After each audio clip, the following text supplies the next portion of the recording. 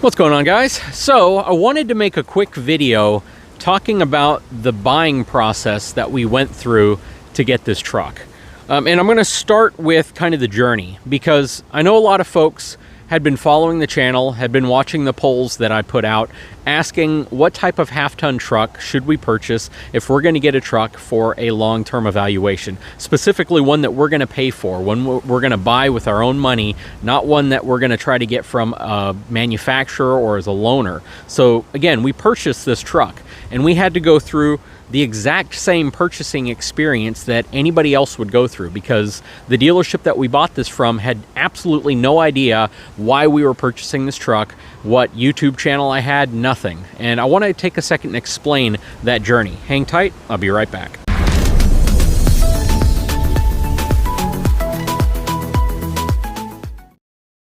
When we decided to get a truck, we did have a budget in mind. And this truck honestly is well above what that budget actually is. At first, we were actually looking at pre-owned vehicles. And you probably remember a poll that I ran a while back talking about us buying kind of the everyday person's pre-owned half-ton pickup truck and subjecting it to all sorts of different types of towing examples, payload examples, things like that. Well, we opted against that after getting the Explorer, because we realized, you know, you really never know what condition a pre-owned vehicle is truly in until you drive it. And it may have low miles, but you have no idea what those low miles were used for when it was owned by the previous owner. And we thought the only true way to make it kind of this unbiased, natural, organic content type video experience would be to get something new. So we had the problems with the Explorer. AutoNation, you know, the sales department there was really great. The service department actually wasn't too bad, other than the fact that it took forever to get the truck back, or the SUV back, because parts supply shortages, labor issues, all sorts of different things. But we got the truck back. Everything seemed to be working fine on it. Everything was great. But we kind of lost that sweet taste of having a vehicle that we really enjoyed. And we were thinking, you know, this is an opportunity to get a half-ton truck. But we wanted to get a new one. And that's when all the polls started coming out, trying to question you all on which truck do you think would be the best truck for us. And most people voted initially for the Ford when I was talking about different powertrains, specifically the 5-liter V8 versus the 5.7-liter in the Ram versus the 5.3-liter in the Chevy and GMC trucks.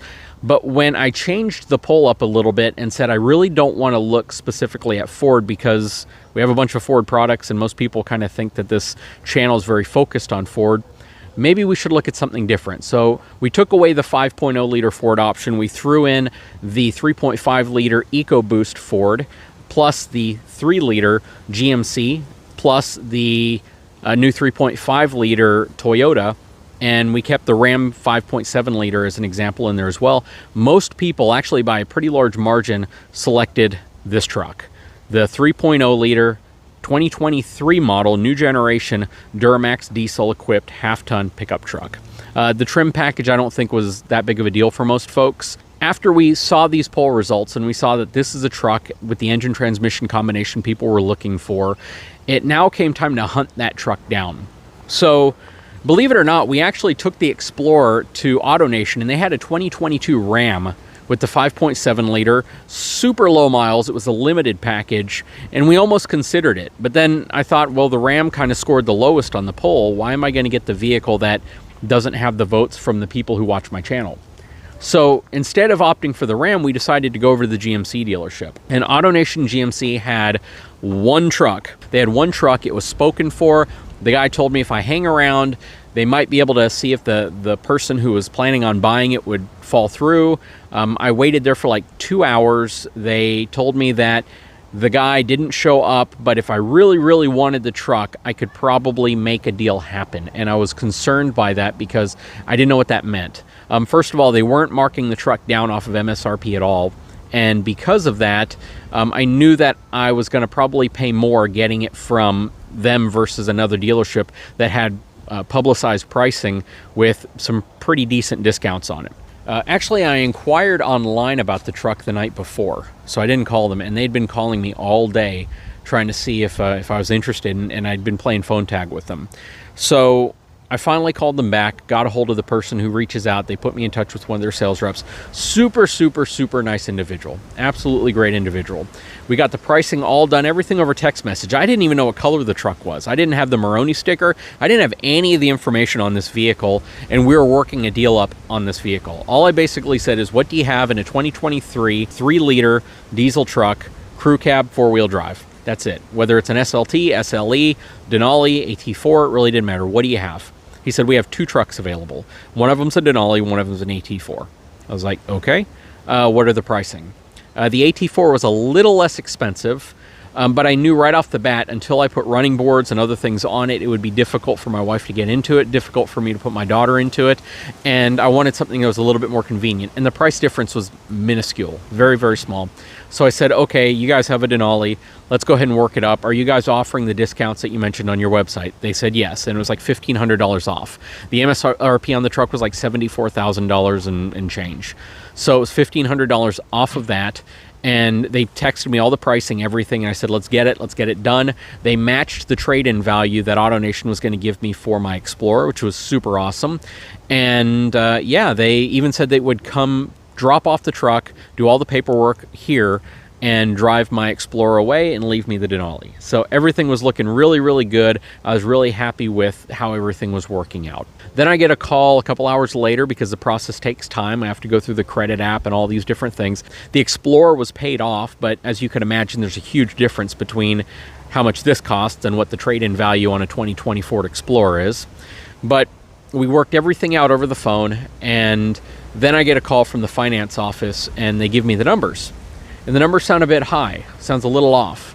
And I started asking some questions like, okay, so I know what the MSRP is, I know what my trade-in value is, I know what the discount you're offering is, and I know how much tax I'll have to pay after the tax credit, per se, that you get when you trade a vehicle in on the value that you've already paid, essentially. Why is this price higher than what I'm thinking? And I said, is there a fee? Is there an option that's been added into the truck that I wasn't told about? And they said, well, there's this $1,500 leather tear paint protection that's already been added on to every vehicle we sell.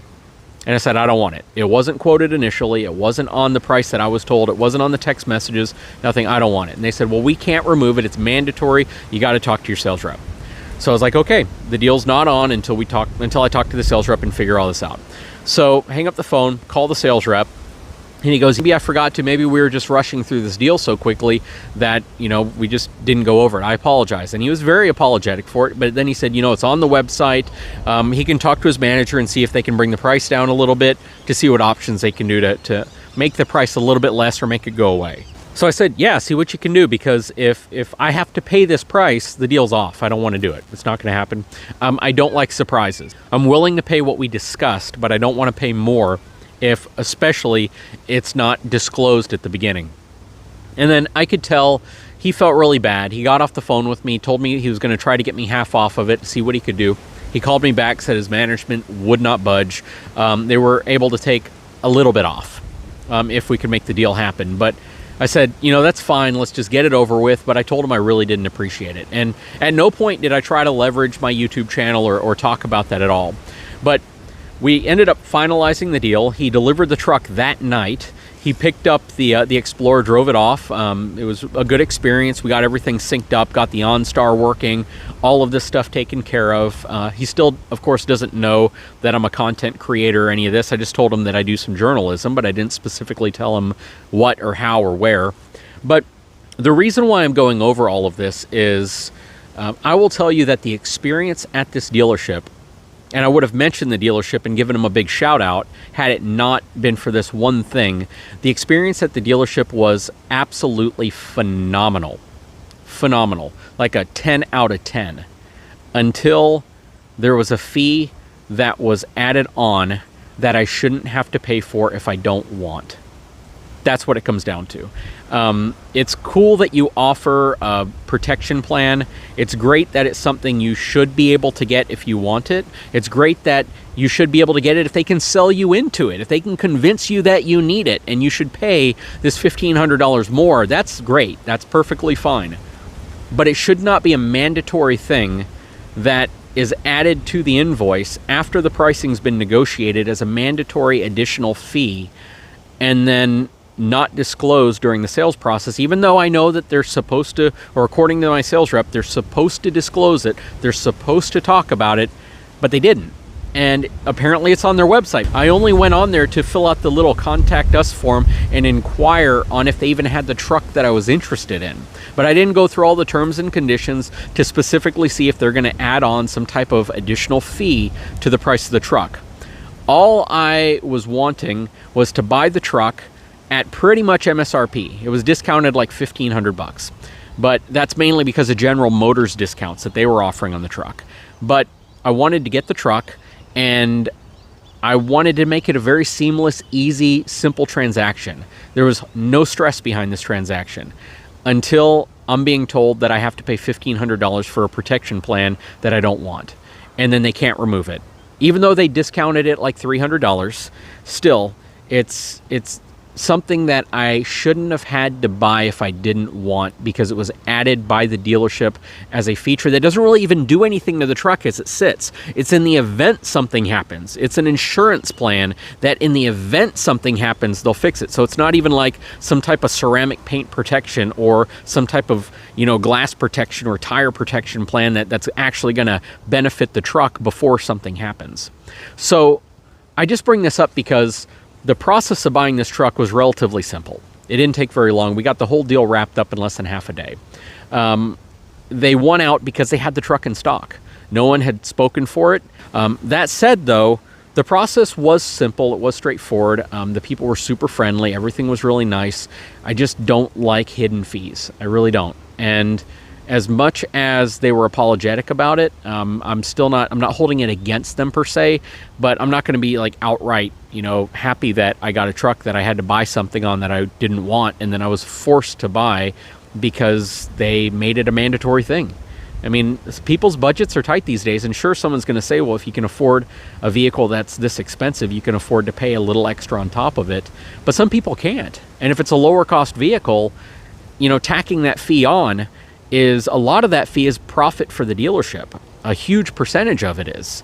And it just makes it more burdensome for people who are on a budget to buy a vehicle, especially when the numbers are really close between one dealership and another dealership. And to find out when everything's said and done, the credit's been approved, everything's about to close, you're about to get your new vehicle, that a fee was added to it that you didn't expect, it's not fun. It's not something you want to deal with. Anyways, guys, so that's the story. That's how we ended up with the truck. That's the journey. It's been a pretty good journey, except for that one little hiccup, but I am glad that they discounted that fee, $300 or so, and made it a little bit more digestible. Still wasn't happy about it, but it was something that I wanted to share with you all, because I'm sure when you guys go out and buy vehicles, this is something you experience every day.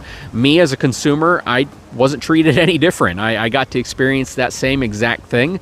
Overall, though, the experience was pretty good. I'd have to probably give it 8.5 out of 10. And it only lost that 2.5 simply because of that fee that they wouldn't remove, that they required me to spend money on just so I could get a truck that I was looking for.